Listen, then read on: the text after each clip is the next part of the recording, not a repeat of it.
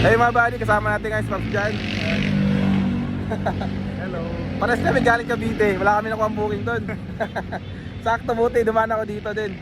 First, minsan kasi pag dumaan ako, pag galing ako Cavite kasi, bigyan rin ako dumadaan dito. Diretso lang ako doon.